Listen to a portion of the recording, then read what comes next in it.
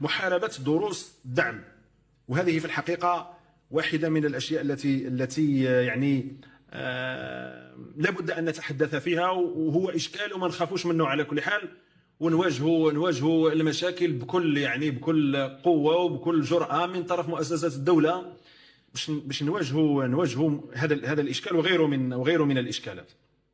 لا أخفيكم أنني تناولت الموضوع هذا قبل أن آتي إلى الوزارة أين كنت. كان انشغال طرح علينا وبدأنا في دراسة الإشكال الذي يتعلق بدروس الدعم.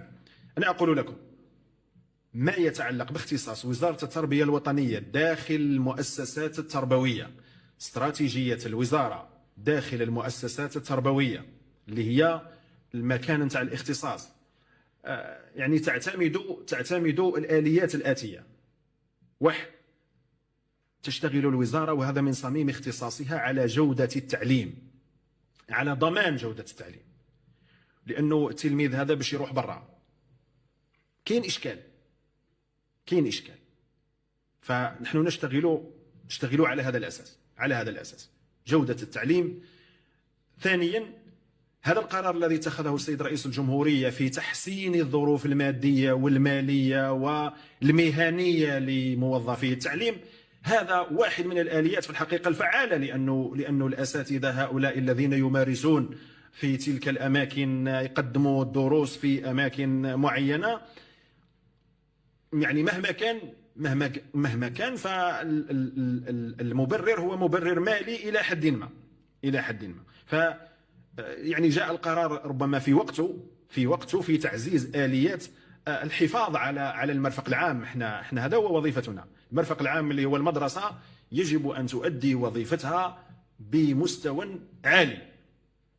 المسألة الثالثة هو أن هناك آليات نعتمدها داخل المدارس، يعني تعزيزية، الإبقاء على المدرسة مفتوحة على سبيل المثال خلال العطلة، الأسبوع الأول المدارس مفتوحة أمام التلاميذ في دروس مجانية يقدموها الأساتذة، وطبعا حريصون على هذه المسألة، تعزيز هذه الآليات بدروس الدعم عن طريق التعليم عن بعد والديوان الوطني للتعليم عن بعد وما يقدمه طبعا في هذا المجال، يعني تعزيز أيضا عن طريق الحصص التي يعني تبث في بعض القنوات التلفزيونية كقناة المعرفة وما يقدمه الأساتذة تحضيرا للامتحانات هذه الرسمية.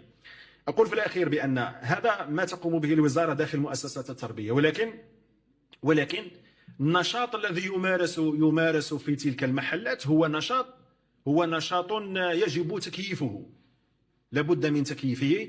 وهنا تشترك معنا مؤسسات الدولة الأخرى.